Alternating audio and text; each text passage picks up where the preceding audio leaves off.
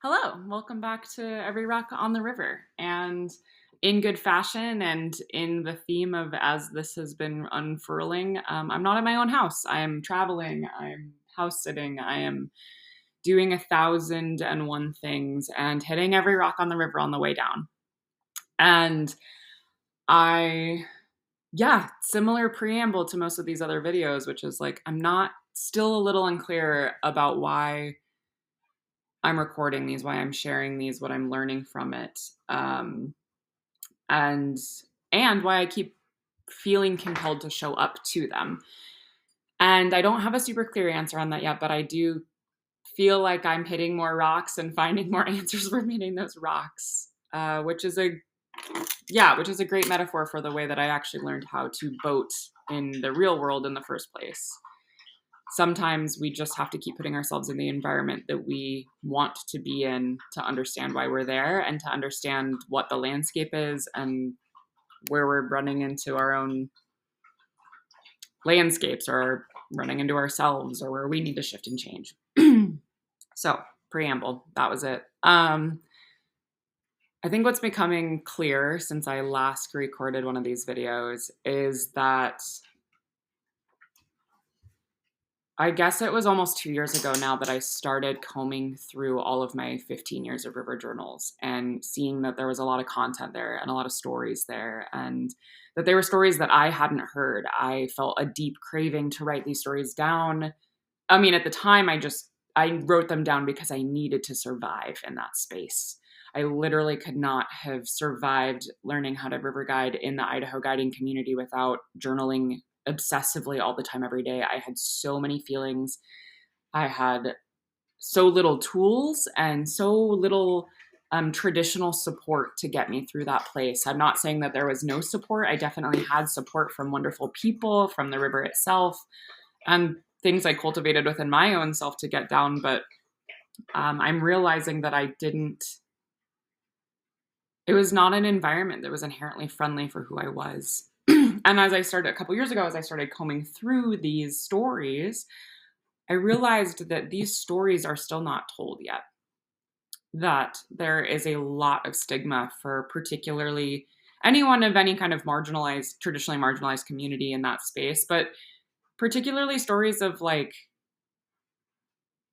feeling ostracized or shamed or working really hard or still feeling like we don't have it figured out yet, or feeling like there's certain really, really big elements about being in the outdoor community that we don't like and that we still wish would change and that we still don't feel like we have figured out yet. There's so much toxic masculinity in that space and so much machismoism and having to pretend like we're never scared or hurt or tired or hungry or whatever in those spaces that yeah, I've still yet to really encounter stories that I find relatable in a holistic way. Certainly there are stories of achievement and um, depth and learning and some scratching the surface of rite of passage, but none that have really reflected mine, and I know that I'm not alone in that. And so as I've been playing with these stories, I guess the point that I'm trying to make today is that I spent the last 2 years trying to actually write these stories down, these vignettes, these things that I hadn't heard anyone else talk about, and feeling pressure to really capture them as if they were still experiencing them to me. But the truth is that my life has actually substantially moved on. I have been slowly trying really hard to retire from backcountry whitewater guiding for many years. And while I am still sort of stuck on that rock and can't quite depart from guiding and being in that process, and that I feel confused and emotional about that a lot.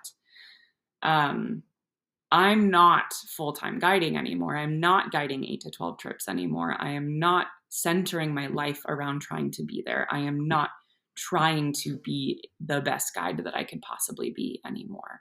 Those are not my goals. In fact, my goals are somewhat contrary to those things now. I'm trying to learn how to stay in one spot. I am trying really hard to learn how to build relationships that are not seasonal, that are not based off of whether I can show up in a medical or life saving or fully present way once or twice a year, I'm working harder on how do I show up consistently to my relationship building day to day and not bail on that and not try to go opt for something more exciting or how do I value the relationships that are about the day in and day out that don't have some kind of peak experience associated with them? What does it mean to enjoy someone who will go walk around downtown and help you flyer for your next event? And how can that be an important part of a relationship? Maybe above and beyond navigating some very scary class 4 whitewater with them and one of you almost dying.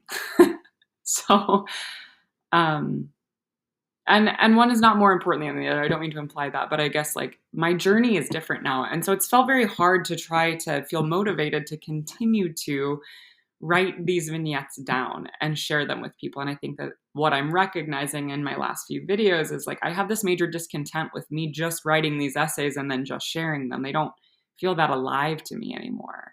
What feels more alive for me recently is noticing where I'm still super triggered or where I'm pulling from these deep memories and experiences navigating the river growing up on it, and how I use those as active metaphors to continue to figure out how to navigate the metaphorical rocks I'm hitting in my real life all the time now. And that might be a more useful place for me to put my time and attention, and sometimes they're a little bit more closely intertwined and sometimes they're further apart. And I think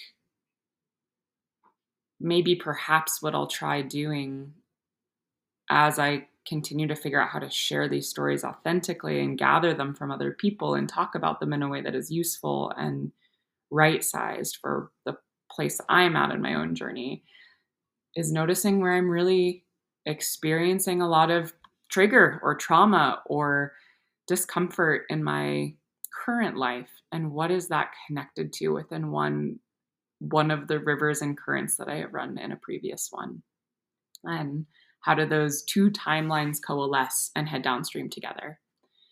So that's what I've got today. I don't want to belabor it too much, and I have a lot of things to do and not enough time to do them in. And that too is a rock I am currently stuck on and trying to figure out how to do differently for myself. So I'm going to just leave it at that. Sloppy, messy, a little informed, but recognizing where I'm stuck on a rock and gently doing what I do when I do get stuck on a rock, which is take some time, trust that I won't be stuck in the middle of the current and the middle of the rapid forever, look around my boat, try to notice where I'm stuck, and then not have the ego to try to keep my feet dry. This is the part where I need to get out of my boat, where I need to walk around it 1,000 times, where I need to use my whole body weight to try to shift it, only to realize that I got it a little bit more stuck, and then to try to shift it off of that rock, and then accidentally find myself flushing downstream in the current again before I'm ready and in my cockpit, and then popping an oar and pushing myself out of my boat and falling flat back on the gravel bar behind the boat and having to chase it downstream a little bit before getting back in, getting myself oriented, perhaps pulling over, taking a couple deep breaths, and trying the next rapid, knowing that I've already fucked up the one behind me and I'll have to try that again in a couple weeks. All of those are bits of real stories, by the way. So more to come soon. A little bit more clarity seems to be settling. But yeah, I hope whatever you're doing this Wednesday is, I don't know, a little bit more easeful than the rapid I feel like I'm currently stuck in.